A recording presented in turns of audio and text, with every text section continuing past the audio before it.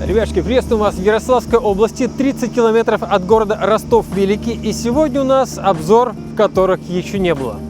Позади нас ферма на 3800 голов крупного рогатого скота. Интересно, да, что будет дальше? Обзор, поехали!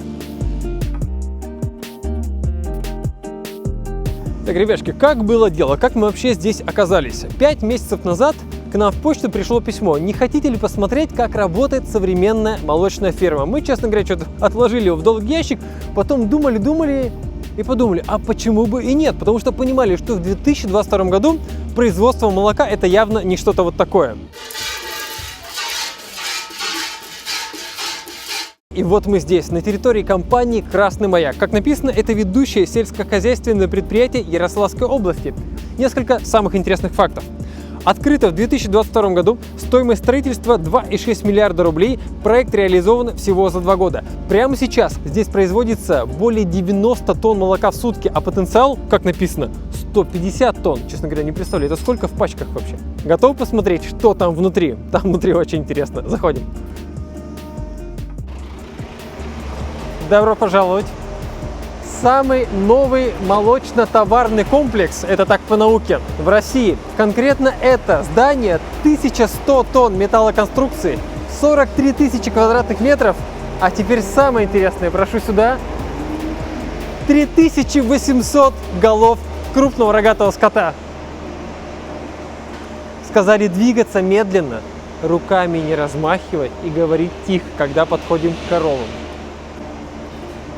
Ребятушки, тут мои компетенции и полномочия исчерпаны, потому что здесь однозначно нужен специалист.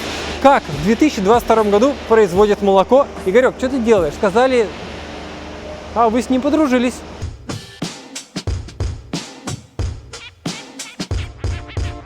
Что они сейчас будут делать? Чистят навозный проход, для того, чтобы коровам было чисто. Это вот навоз, собственно. Да, вот он у нас навоз. То есть коровы выходят на дойку, и вот этот навозный проход нужно вычистить. Почему коровы друг на друга вот так вот лезут? Что происходит? Они проявляют охоту. Кого проявляют? Охоту.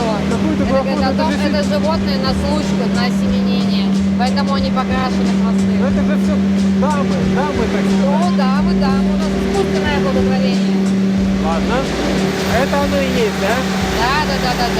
Чтобы животное, когда придет, ему будет комфортно, чисто и относительно сухо. А он что насыпал сейчас? Песок. Песок? Чтобы корова на нем стояла. Лежала. Он в лежаки сыпет. А потом идут грабли. Они разравнивают песок. Сбивают постель. Сбивают постель? Вот это вот пошел, да? Корова сейчас подоилась на карусели. Она вернется. У нее должны быть корма. Она должна встать, покушать. Как в отеле? Конечно, в отеле все включено. Пошел гулять в город, пришел, а у тебя кроватку уже не новую поставили. Так точно, да. Покушала, легла отдохнуть. То есть, кто захочет пить, идет пить, кто хочет отдыхать, да. Кто хочет поесть. Ну, начнем сначала. Корова, корова приехала. Корова приехала, ее заселяют в секцию. Откуда приехала? В зависимости, с другой нашей фермы может приехать. В любом случае, животное попадает в коровник, в ту секцию, где живут по физиологии, по возрасту примерно одинаковые животные. Для того, чтобы не было дедовщины. Дедовщины такое бывает? Такое бывает. То есть коровы старшей лактации не стоят с первотелками, они стоят отдельно.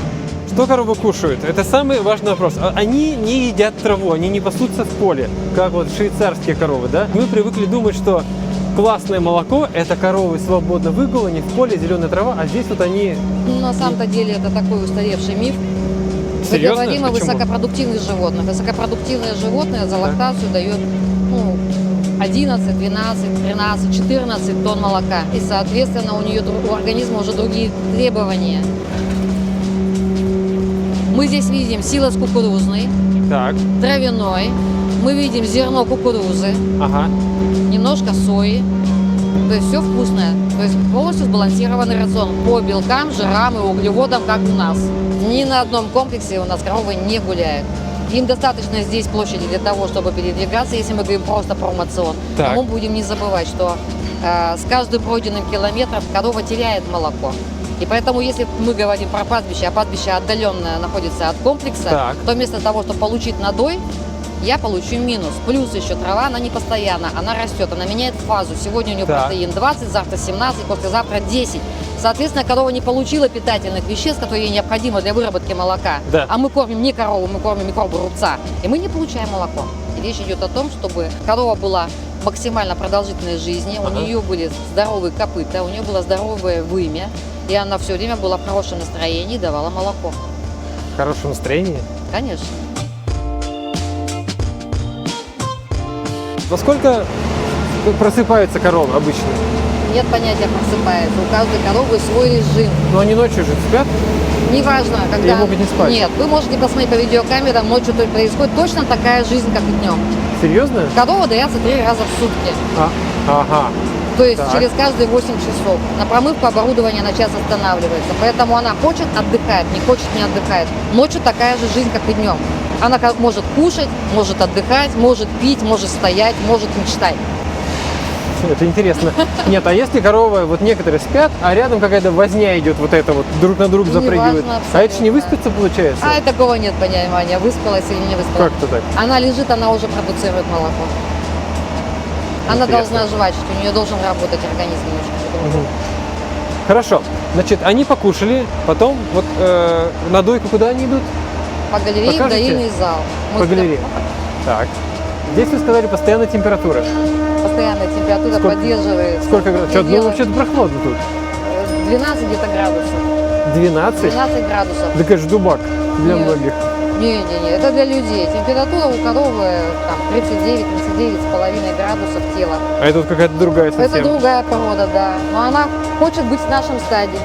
Какая- Дает молоко. Самая толстая из Старушка. всех. Старушка? Она старушка, если мне память не изменяет, у нее уже то ли 7-я, то ли 8-я лактация. А что значит Вот лактация? считайте, 8 Это лет годы? плюс 2 года. Да. Ну, где-то 10 лет жизни.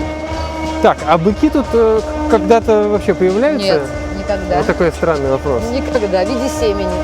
То есть они где и в какой момент принимают участие Они искусственное оплодотворение. Только искусственное. у всех коров? У всех коров. Это- Подбираются быки по генетике Так. в обязательном порядке.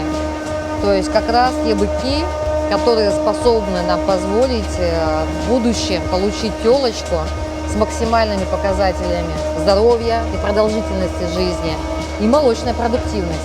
Ну, как-то это все далеко, я вам честно скажу, от... понятно, что бизнес, это очень важно, да, а далеко от этой вот романтики сельского хозяйства. Вот бык, вот корова, вот вам зеленая трава, свободно выгул, сама пришла там. Это вот правильно вы сказали, Клим? Это для романтики. Точно. Это значит у вас будет домик в деревне, Мгм. одна корова, один бык, одна телочка. Но это не бизнес. Понятно. Это романтика. Здравствуйте. А вам так удобно каждый раз? Прям конечно. спорт, каждый день спорт, да? Здравствуй, Наталья Валерьевна. Это он.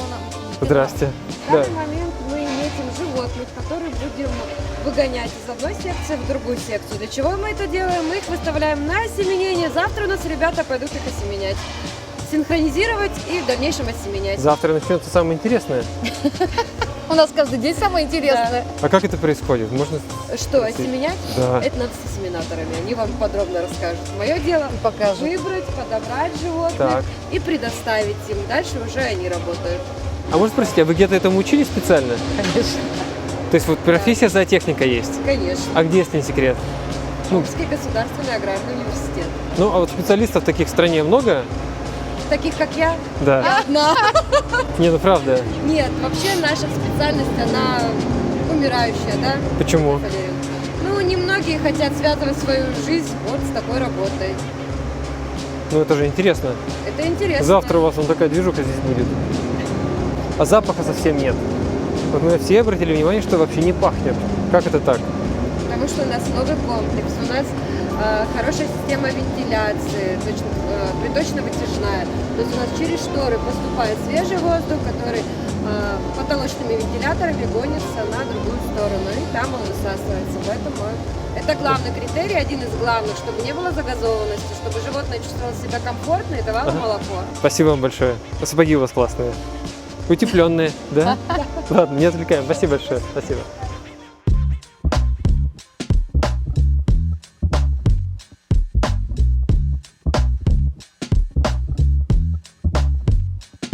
Вы за меня, за мою спину встаем, за меня, вот потихоньку за меня. За вас? Да, Так. а Андрей Анатольевич с другой Ничего себе, стороны здоровая перебивает. какая. Да. А нас не забодает?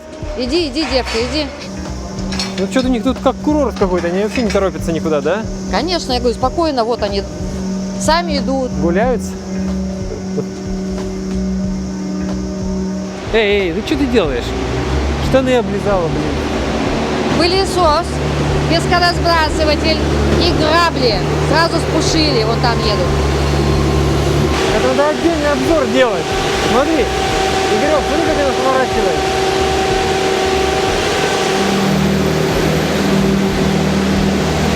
Как корова языком. Столько всего интересного. Куча всего интересного. Но самое главное, вообще не пахнет. То есть вот просто совсем. Ни там, ни здесь, ни внутри. Мы ходим, вот видите, никто из нас ни разу не зажмурился и не защурился вообще. Расскажите, пожалуйста, что происходит сейчас? А это как раз работа новотельной секции, врачи Здрасте, работают. То есть, Новотельная секция? ну, это коровы, которые недавно отелились. Так. Соответственно, они проходят профилактику по протоколу в течение определенного количества времени. Ага. Врач по чипу считывает, и сейчас это будете смотреть. А что это за прибор у вас такой? Какая-то волшебная палка такая?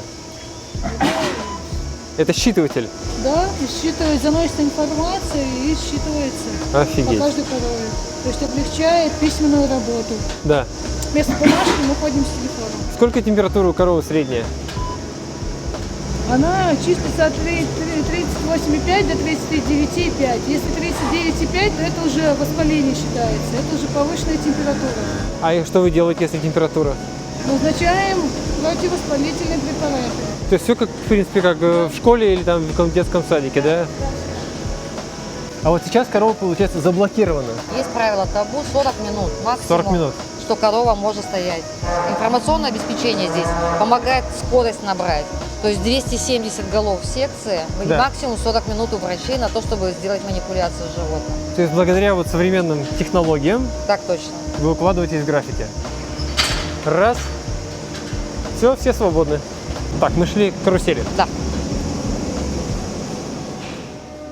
Мы сейчас идем, как корова заходит. Это она выходит, а мы идем, как она заходит. Мы идем по пути коровы.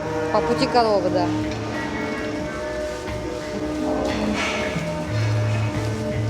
Здравствуйте. Здравствуйте. Очень приятно.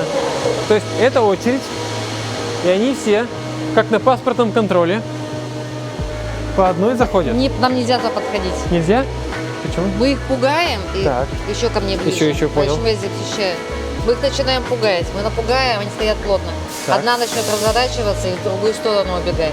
Мы их стрессуем. Сейчас, когда они не стрессуют, мы идем сюда со мной, и вы Понял. увидите, что они сами. Вон скотник стоит, регулировщик. Он просто наблюдает. Животные сами должны заходить. То есть это очень тонкий момент. Вот Очень, здесь вот. очень тонкий, очень важный. Ребята, начинается главный мэджик. Зачем мы здесь? Вот как получают молоко на современных фермах. Смотрите.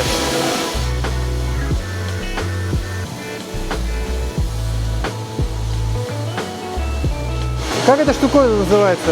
Карусель. Карусель. Карусель. Корова катается на карусели. Это... А как это они так спокойно все стоят, вообще никто не дергается? Там внутри кормовой стол еще. Они могут... Кормовой стол. А, они просто стоят и едят. Если хочется, едят. Там есть вкусняшка, А что за цифры? которая автоматически выдается, когда корова заходит. Считывается чип, Так, выдается порция еды вкусной. так. Здесь мы видим номер животного, ее надой. Все уходит в программное обеспечение.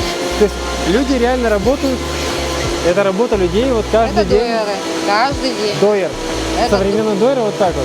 Оператор машинного доения. Если Оператор правильно говорить. Оператор машинного доения. А если я сейчас подойду к корове и по старинке вот баночку подставлю, сработает? Ну вот. Ну и сработает, только сколько надоя вы получите? Нет, а в принципе Корова корова не к этому, продается. вот эти коровы к этому нормально отнесутся? Нет. Почему? Они не приучены. Она заточена на скорость отдачи молока. Так. То есть у нее работает окситоцин определенное количество минут. Все по минутам. И она в определенные минуты отдает нужное количество литров.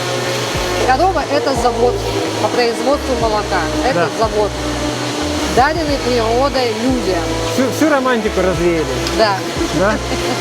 Каждая корова отслеживается, сколько у нее надой. Программа показывает. Вот она прошла, у нее чип в руке, Да. она зафиксировалась. И по каждой корове можно поднять за месяц, за сколько, как она дает. И принимается решение там, о выбраковке коровы. Там. Да?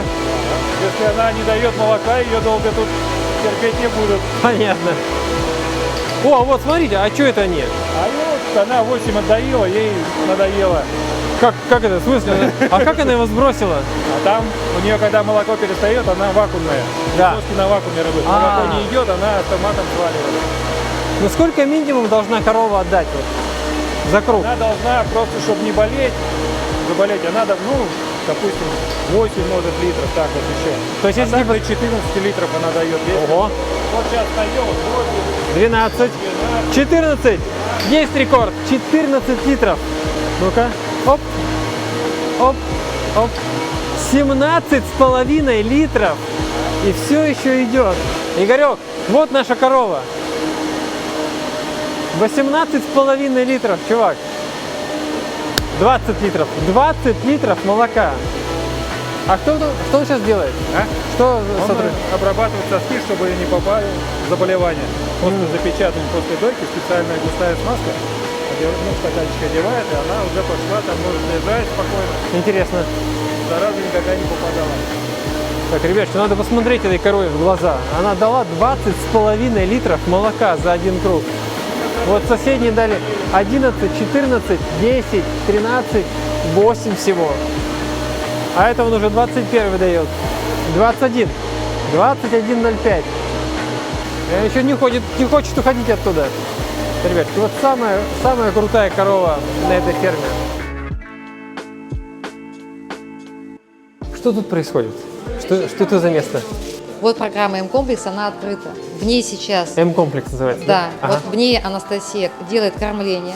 Так, в смысле делает? На после обеда дает задание Так, кормачу, ага, какие компоненты складывать, как смешивать, сколько смешивать и кому столько выдать, ага. чтобы коровы были сыты. Насколько вот это все ускорило процессы производства молока? 400 голов я заношу переводу в течение 7 минут. Это очень быстро. Сколько мне времени потребуется, чтобы в тетрадке написать 400 номеров животных Да. и плюс к ним еще какую-то дополнительную информацию. То есть полный контроль над животными, над их состоянием. Молочко-то где? Покажете? Пойдемте молоко Давайте. смотреть. Спасибо большое. Молоко с карусели у нас поступает вот сюда. Куда? И это система фильтрации. Фильтры. Да, проходит, все молоко проходит через фильтры. Здесь фильтры чулочного типа, здесь фильтры сеточного типа, металлические. Тут какая система? Человек руками до молока не касается. Все молоко проходит по закрытым трубопроводам через нержавейку для исключения попаданий бактерий, микробов, как угодно. Это называется чиллер.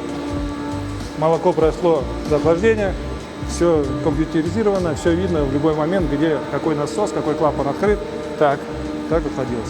Дальше. И дальше оно попадает вот в танк на 30 тонн молока. Вот температура стоит 2,8 градусов Цельсия охлаждения. Вы отдаете трехградусное молоко? Это как бы ГОСТы. Что молоко охлаждается и поставляется на приемное предприятие Да. такой температуры.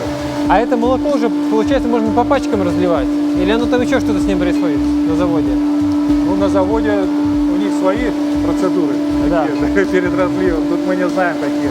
То есть идет обработка дополнительно на предприятии. Это камин, к примеру. А это не молоковоз приехал? Приехал молоковоз. Это молоковоз? Да, молоковоз вот, 28 тонн грузится за 40 минут. Ну, 30-40 минут, и он может ехать. Так получается, мы нигде тут молока вообще не увидим. Молоко вы можете увидеть, вот оно идет. До молока никто руками не коснется. А, ну вот сюда видно, да. Да, вот Чуть-чуть. оно и течет по трубопроводу.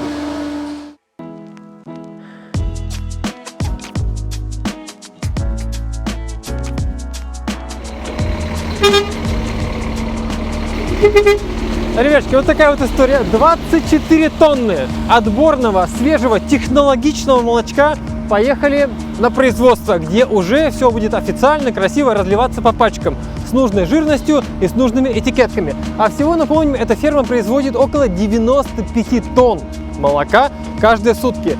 Примерно 4 молоковоза приезжают сюда каждый день и развозят молоко по дальнейшим производствам. Огромное спасибо, что посмотрели. Необычный обзор на давно. Мечтали вам показать что-нибудь вот такое вот эдкое. И, по-моему, очень даже получилось интересно. Спасибо компании М-комплекс. Именно она занимается всем софтовым обеспечением на территории этого предприятия, а также компании Красный Маяк, которая владеет этой фермой. Ждем ваши комментарии. Увидимся. Пока.